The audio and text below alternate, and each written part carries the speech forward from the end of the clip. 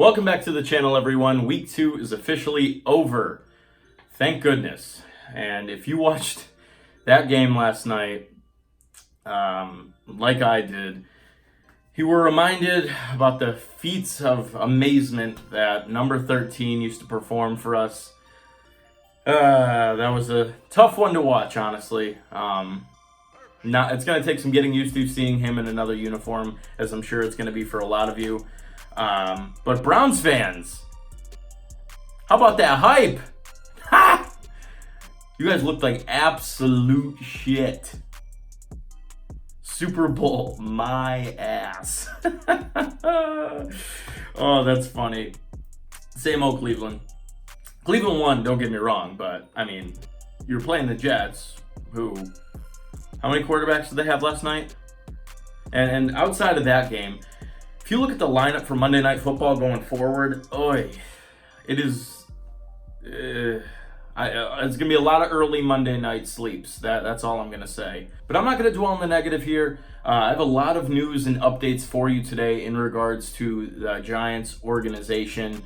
For starters, though, since I said week 2 is officially over, here are my pick results for week number 2. Animation in 3, 2. Not an awful week. Definitely an improvement from last week, slightly, I guess you could say. 11-5, still not where I want to be, but decent enough. 11-5 in week 2, but now moving forward, I do want to get into some headlines that I did see in regards to the New York Giants this week. First, some potential players that a lot of folks think are coming to New York.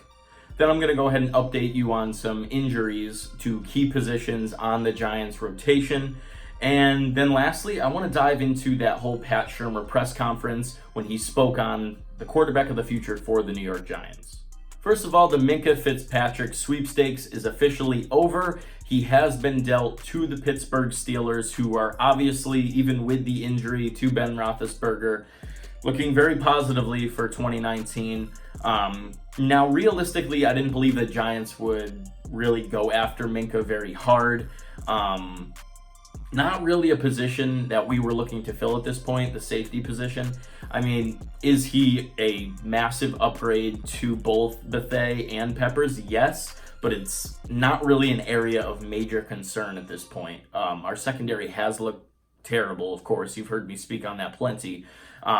But especially with what they were asking for him, I didn't expect us to even really go after him in any way. Like I said, we do have a couple established starters who aren't the biggest area of concern for us at this point. But there are other names in the news that are linked to the Giants. Jalen Ramsey. So yesterday it was reported that Jalen Ramsey has requested a trade out of Jacksonville. Is it just me, or does it really seem like players have more power now than they ever have? I mean, they don't need to play to get paid. They don't want to play for a certain team or in a certain state. They can just request to not be there anymore. It's really is a crazy time. Players have more freedom than I think they ever have. It's slowly becoming the NBA. Now, Ramsey has been a dominant corner for quite a few years now in the NFL. Has he kind of seen better days as of late? Yes, absolutely, but there's no denying he's still one of the most dominant and a very dangerous shutdown corner. Now, as I mentioned, the Giants secondary is so poor that it's tough not to fantasize and just imagine what it would be like if we were to add someone of his talent caliber. A lot of rumors circulating that the Giants may package Eli and send him to Jacksonville. There's the Coach Coughlin connection there in Jacksonville. But I just want to stomp that out. There's absolutely no way. Management would not allow Eli to be traded. I mean, I'd imagine 3 first-round picks wouldn't get you Eli Manning in the eyes of the Mara family. And B, I don't even think Jacksonville is relatively interested whatsoever. They would probably rather have a one-armed, one-legged Nick Foles than have Eli Manning at this point. Plus, they got that young kid, Gardner Minshew, who, even in defeat, they didn't put up a ton of points this week. He looks like a very capable and talented young quarterback. So now yesterday on Twitter, I had a nice back and forth conversation with one of the fans of the New York Giants that I follow, and he follows me. And we were just kind of talking about what it would be like if maybe we got Ramsey, but we kind of came to the conclusion we're not really in a position to make any trades at this point. We need to stack draft capital rather than give it away, especially a first rounder. Although it would be a lot of fun to see Ramsey come to New York, just knowing that he would be an instant upgrade to our cornerback core, especially with all the remarks that he's made in the past to the media about the Giants, the history with Odell, in the game against Jacksonville. I just think it would be entertaining, but I'm not going to get my hopes up. Now I just want to move into some unfortunate news in regards to injuries. If you watched Sunday's game, you saw that nasty helmet-to-helmet hit that Cody Latimer took. It was confirmed by Coach Shermer in his press conference on Monday that Latimer does have a concussion. And I mean, we pretty much, if you saw the hit, you knew. I was in the stands. I looked to the person next to me. I said, oh, he's done. He's got a concussion, guaranteed. As I mentioned, it was a helmet-to-helmet hit. No penalty was called, of course. I mean, unless you're an elite quarterback in the NFL, you're not going to get that call. You play patty cake with a quarterback, you're getting a flag. But helmet-to-helmets on middle-of-the-row wide receivers or no superstar, you're not going to get that call. Now, obviously, with the concussion being diagnosed, his status is completely up in the air, as it was with Sterling Shepard. With a concussion, it's just kind of when the symptoms go away and when you get cleared. Speaking on Sterling Shepard, though, he has been in the news not because he's fully recovered from his concussion, but because now the NFL is investigating why exactly he was able to get back on the field after clearly being staggered by a hit in the first quarter of Week 1's game. His status, again, is just up in the air. I mean, it's a waiting game at this point in regards to both now Latimer and Sterling Shepard. As I reported prior to game time, Zeitler had that shoulder issue and was listed as questionable. He obviously did make the start. He's a very tough individual, but it does look like he aggravated that injury even further in the game. I believe it was on the play where Eli Manning fumbled and they were all diving after the ball. He was playing through pain. Did a good job doing it, but it looks like it did aggravate that injury, so he, again, is up in the air. We really don't have any definite timetable on any of these injuries. To end this section on a somewhat positive note, wide receiver Darius Slayton, one of the Giants draft picks from this recent draft, is nearing recovery. And in Monday's press conference, Coach Shermer said he is very close to making his NFL regular season debut, which would obviously be huge with, Sterling Shepard, Cody Latimer probably not going to be touching the field in week number 3. If either of them are, it would most likely be Shepard. But then, of course, Golden Tate still has 2 more weeks that he is going to be suspended. So any depth that we can add to our wide receiving group is going to be huge. Now I want to move into the main topic of discussion and what's been swirling around the media since he had this press conference. Coach Shermer on Monday was very cryptic. Didn't really shed any light on who he believes is going to be starting in week number 3's game against the Tampa Bay Buccaneers. He made really no clear indication in regards to that, basically saying, obviously, Eli's been our starter to this point.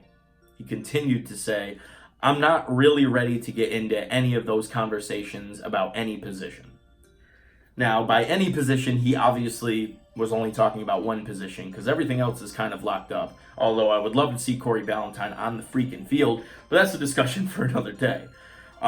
He continued to answer in a similar fashion when asked about Daniel Jones repeatedly. Even when the reporter mentioned that the way he's answering would definitely lead to debate and conversation in the media, he replied, I know. You know? Obviously, Coach Shermer is not going to go out and say, oh, it's Monday, Daniel Jones is the starter. Or, don't worry, Eli's going to be out there. Head coach never really wants to tip his hand. But first thing, I'm going to give my honest opinion. Don't get your hopes up. Eli Manning will be starting week 3. I've seen this show before. It's a rerun.